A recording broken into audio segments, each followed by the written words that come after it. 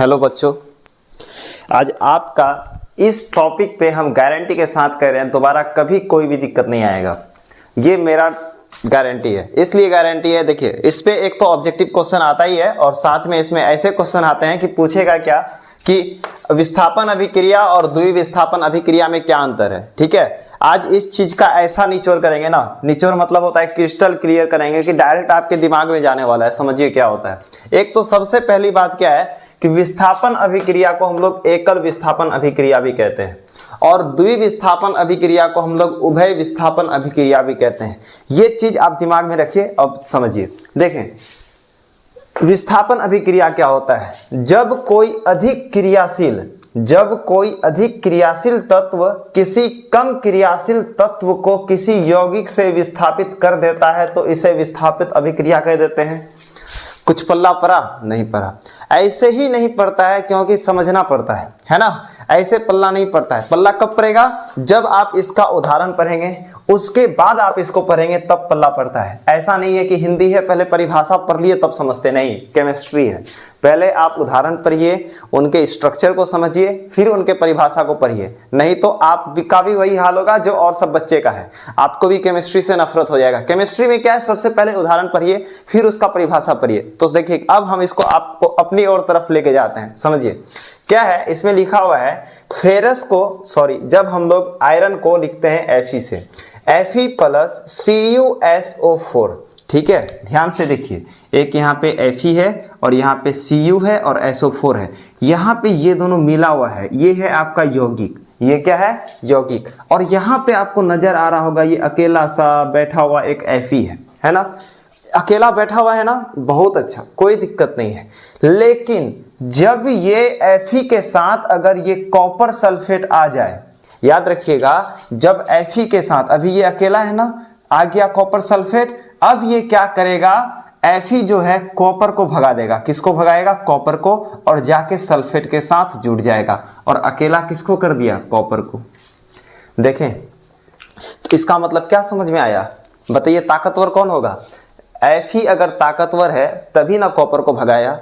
Fe ज्यादा ताकतवर है कॉपर से, तभी ये कॉपर को क्या कर दिया? भगा दिया ना। अगर ये इससे कम ताकत रहता भगा पाता क्या? मान लीजिए आप स्कूल जाते हैं, ये आपका बेंच है, ठीक है, इस बेंच में आप डेली जाके बैठते हैं, ठीक है, 3 लड़का से बैठते हैं, ये आप हैं, ठीक। किसी दिन क्या हुआ, आप लेट पहुंचे, यहाँ पे कोई तीसरा लड़का बैठ गया।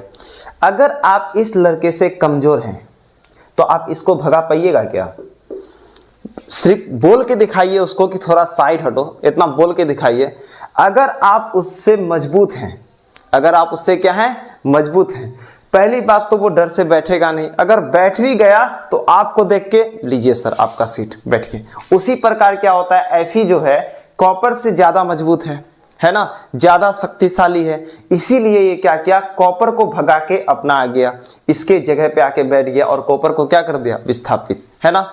तो समझते हैं होता क्या है कि Fe जो है वो ज्यादा क्रियाशील है। किससे? कॉपर से। लड़ाई करने वाला है, मारपीट करने वाला है, उसी को बोलते हैं क्रियाशील। ज्यादा क्रियाशील है किससे? कॉपर से। अधिक क्रियाशील, ज्यादा को क्या कह सकते हैं? अधिक क्रियाशील है इससे। और ये कम क्रियाशील को, कॉपर क्या है? कम क्रियाशील, तो कम क्रियाशील को अलग कर दिया। अब समझते हैं, देखें। और याद रखिएगा इसमें एक यौगिक होगा, मतलब एक साथ दो कुछ बड़ा सा लिखा रहेगा, और एक छोटा सा अकेला सा तत्व होगा, लेकिन इतना ताकत होगा कि किसी को वहां से भगा सकता है। एक अकेला और एक यौगिक, एक अकेला और एक यौगिक, है ना, तो उसको भगा देगा। अब पढ़ते हैं इसका परिभाषा। हम क्या बोले थे? पहले उदाहरण पढ़ते हैं, अब क्या पढ़ेंगे? परिभाषा। जब कोई अधिक क्रियाशील तत्व, कौन है यहाँ अधिक क्रियाशील तत्व? तो Fe सर। कौन है? Fe। तो जब कोई अधिक क्रियाशील तत्व किसी कम क्रियाशील तत्व को, कौन है वो? कॉपर है ना, किसी यौगिक से, और ये क्या है? एक यौगिक है ना, ये क्या है? यौगिक है। किसी यौगिक से विस्थापित कर देता है, भगा देता है। क्या कर देता है? भगा देता है, विस्थापित कर देता है, हटा दिया, तो इसे विस्थापन अभिक्रिया कहते हैं। तो ऐसे अभिक्रिया को क्या कहते हैं? विस्थापन अभिक्रिया। समझ गए? उसी प्रकार इसका उदाहरण और देखें। जैसे कॉपर है, कॉपर क्या किया? +2Ag नाइट्रेट NO3 के साथ रिएक्शन किया। यहाँ पे कॉपर अकेला बैठा हुआ है, कोई दिक्कत नहीं है। लेकिन जैसे इसको नजर आ गया इसके साथ में AgNO3, देखा इतना कमजोर लड़का NO3 के साथ क्या कर रहा है, तुरंत गया ये इसके पास और इसको क्या कर दिया, भगा दिया। क्या कर दिया, भगा दिया, अकेला कर दिया ना बेचारा Ag को, क्या कर दिया, अकेला। और ये किसके साथ आ गया, NO3 के साथ आ गया ना।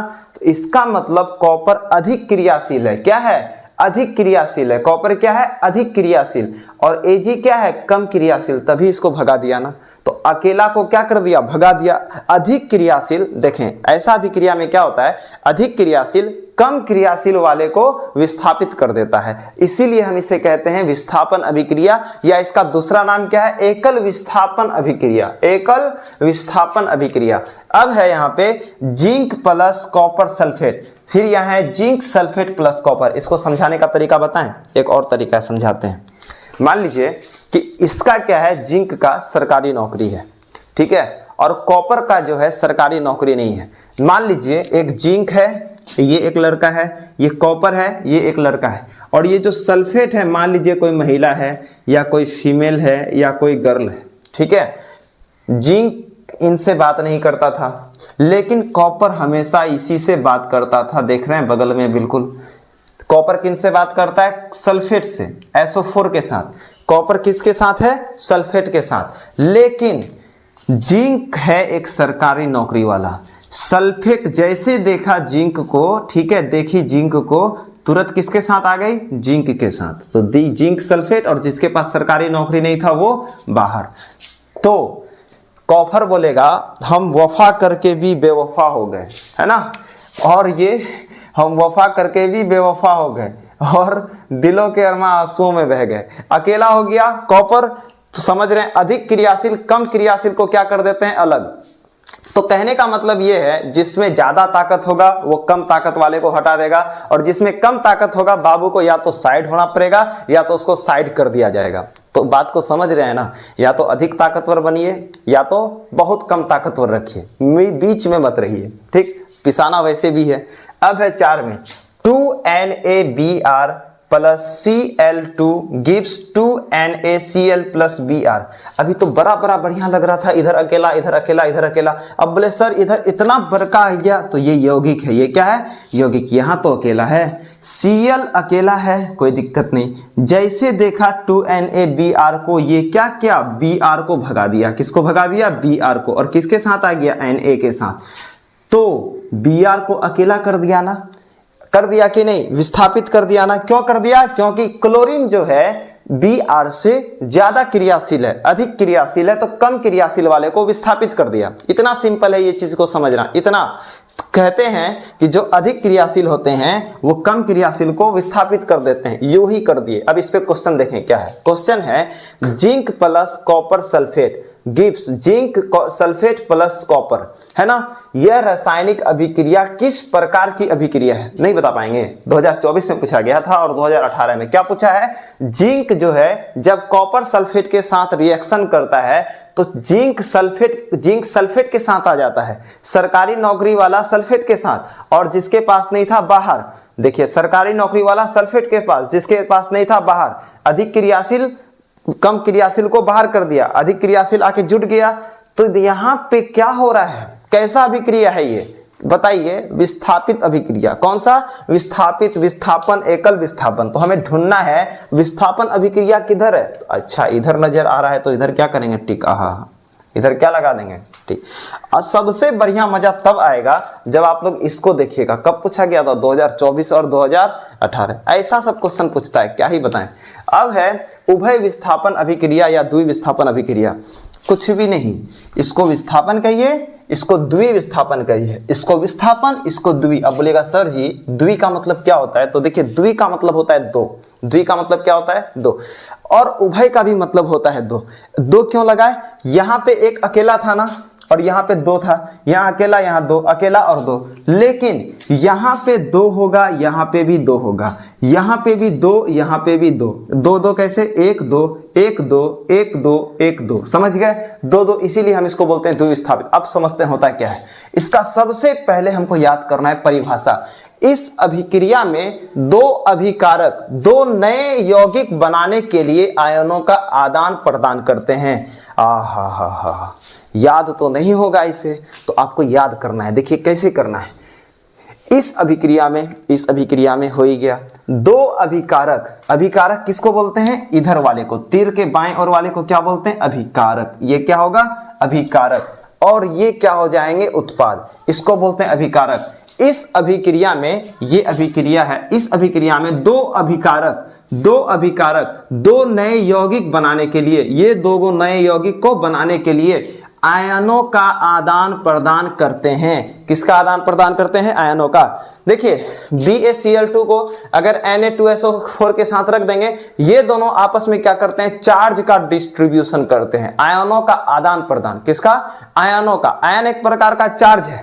देखिए कम चार्ज ज्यादा चार्ज आपस में रिएक्शन करेगा ना, इसीलिए आयनों का आदान प्रदान करते हैं, तब जाके दो नए यौगिक का निर्माण करते हैं। ठीक है, तो दो नए यौगिक का निर्माण करते हैं। याद रखिएगा, दो इधर दो इधर, दो इधर दो इधर, समझ गए? दो इधर दो इधर, दो इधर दो इधर, दो इधर दो इधर। कोई दिक्कत, किसी प्रकार का प्रॉब्लम? तो देखें अब हम इसको पहचानेंगे कैसे। यहाँ पे क्या होगा? यहाँ पे हमेशा एक तत्व होगा। यहाँ हमेशा क्या होगा? एक तत्व। यहाँ हमेशा क्या होगा? एक तत्व। यहाँ हमेशा क्या होगा? एक तत्व। हमेशा अकेला क्या होगा? एक तत्व। हमेशा क्या होगा? एक तत्व। लेकिन कहीं पे भी आपको एक तत्व नजर आ रहा है क्या? तो नहीं, कहीं पे भी नहीं है। तो देखिए बच्चों, होता क्या है, इस रिएक्शन को कैसे पहचाने? याद रखिएगा, BaCl2 है ना, BaCl2 है कि नहीं? BaCl2 यहां पे आपको दिखेगा, है ना, लेकिन तीर के बाद दोनों में से किसी एक के साथ दिखेगा। समझ गए? यहां पे तो BaCl2 के साथ है, Ba किसके साथ है? Cl2 के साथ। लेकिन यहां पे जो NaSO4 है, ये जो Ba है, ये वाला Ba, सिर्फ Ba, ये दोनों में से किसी एक के साथ दिखेगा। तो Ba देखिए, या तो Na में दिखेगा या SO4 में। तो Ba किसके साथ दिख गया? SO4 में। किसके साथ? SO4। तो हम यहां पे लिख दिया ना BaSO4, लिखे कि नहीं? प्लस अब देखिए ये बच गया Na2 और कौन बच गया? Cl2। तो NaCl एक साथ। तो पहचानने का तरीका क्या है? पहले तो दोनों साथ रहेगा, उसके बाद एक या नहीं तो इसके साथ, या नहीं तो इसके साथ। कोई दिक्कत? एक इसके साथ और एक इसके साथ। कोई प्रॉब्लम? अब इसको और भी अच्छे से समझते हैं। देखें क्या होता है। एक चीज और समझिए, यहां पे लिखा हुआ है नीचे वाला तीर। इस तीर का मतलब क्या होता है? देखिए, जब भी किसी भी रासायनिक अभिक्रिया में अवक्षेप जब बनते हैं तो हम उसको इस प्रकार के चिन्ह से दर्शाते हैं। आप इसको ब्लर भी कर सकते हैं, आप इसे याद भी कर सकते हैं। ये देने से ऐसा लगता है जैसे मान लीजिए आपका कोई कॉपी चेक कर रहे हैं, कोई भी एग्जामिनर, आप जब ये चिन्ह देते हैं ना, तो उनको ऐसा लगता है कि आप बहुत स्टैंडर्ड लेवल के आंसर लिखें, आप बहुत पढ़ाई में अच्छे होंगे। तो मेरा कहना है कि ज्यादा मेहनत नहीं है, आपको बस एक तीर दे देना है। अगर नीचे वाला तीर रहा तो हम इसको बोलते हैं अवक्षेप। क्या बोलते हैं? अवक्षेप। अगर यही तीर अगर ऊपर बन गया तो हम इसको फिर बोलते हैं गैस। समझ गए सर? बस यही अंतर है। तो जब भी फेरस, देखो यहाँ पे क्या है? 2 है, यहाँ पे 2 है, यहाँ पे 2, यहाँ पे 2। बना कैसे? पहचानेंगे कैसे? Fe है ना, Fe चल जाएगा इसके साथ। किसके साथ? सल्फेट के साथ। बन गया कि नहीं? एक चल जाएगा आपके लास्ट वाले के साथ। गया सर? गया कि नहीं? एक किसके साथ चल जाएगा? लास्ट वाले के साथ। और जो आपका बच गया वो आ जाएगा पहला वाला के साथ। एक चल जाएगा अंतिम में, ये शुरू में है तो सबसे लास्ट में। शुरू सबसे लास्ट, शुरू सबसे लास्ट, शुरू सबसे लास्ट, जोड़ा बना लिया। शुरू सबसे लास्ट क्या बना लिया? जोड़ा। और यहां वाला और यहां वाला जोड़ा बना लिया। H2 और S क्या बना लिया? जोड़ा। इतना ही चाहिए। अब देखें उसी प्रकार Cu शुरू में है, अंतिम के साथ जाएगा तो CuS। या ये है और ये बचा, ये दोनों जोड़ा बना लेगा H2SO4। ये शुरू में है, चल जाएगा अंतिम वाले के साथ। Pb किसके साथ चल जाएगा? अंतिम वाले के साथ। अंतिम में कौन है? आयोडीन। आयोडीन को क्या से लिखते हैं? आई से या ऐसे, है ना। तो ये किसके साथ चल गया? आयोडीन के साथ। और ये वाला एक साथ, KNO3 एक साथ। कोई दिक्कत? Potassium nitrate. अब देखें क्वेश्चन है, इससे आपको बताना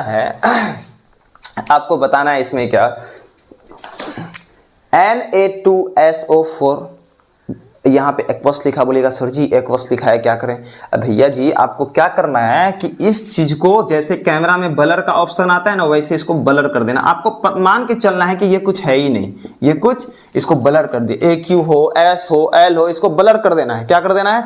ब्लर कर दिए। अब देखें NO2SO4 BaCl2, मेरा दिमाग खटकना चाहिए, क्यों? क्योंकि यहां भी 2 दिख रहा है, यहां भी 2 दिख रहा है, और यहां भी 2 दिख रहा है, यहां भी 2। दिमाग में चलना चाहिए कि ये कैसा अभिकारण हो सकता है, या तो विस्थापन या द्विविस्थापन। विस्थापन क्यों नहीं होगा? क्योंकि यहां पे सिर्फ एक तत्व रहता है, जैसे यहां पे एक तत्व था Fe अकेला, तो ये विस्थापन, आंख कान मूंद के आपको टिक मार देना है। लेकिन यहां पे क्या हो रहा है, आपका 2, यहां पे 2। अब इसको और भी वेरीफाई करते हैं अंदर घुस के। शुरू वाला किसके साथ चल जाएगा? अंतिम वाले के साथ। तो NaCl है, NaCl है, मिल गया। उसी प्रकार Bas और SO4 क्या करेगा? आपस में रिएक्शन, BaSO4 क्या कर लिया? इसी को कहते हैं द्विविस्थापन अभिक्रिया। तो आपके एग्जाम में क्या हो सकते हैं, इसको ऐसे भी पूछ सकता है कि विस्थापन अभिक्रिया और द्विविस्थापन अभिक्रिया में क्या अंतर है, आप इसको बताएं तो बता सकते हैं। या नहीं तो आपसे ऐसे पूछेगा कि ये वाला समीकरण को बताइए, किस प्रकार का समीकरण है, आपको ऑप्शन में देगा तो आपको बता देना है। ठीक है, कोई दिक्कत? इस प्रकार से क्वेश्चन आते हैं। और ये वाला क्वेश्चन पूछा गया था 2018 में। तो बताइए बच्चों 2025 में संभावना है? तो बिल्कुल है। बताइए अब ये कैसा अभिक्रिया हो गया? तो इसको बोलेंगे द्विविस्थापन अभिक्रिया। कोई दिक्कत है? नहीं। तो आप इनको याद कर लीजिएगा। ठीक है, आप ऐसे ही अगर और भी वीडियो देखना चाहते हैं तो कृपया करके कम से कम एटलीस्ट क्या कीजिए, आप मेरे सारे लेक्चर को जाके देखिए। ठीक है।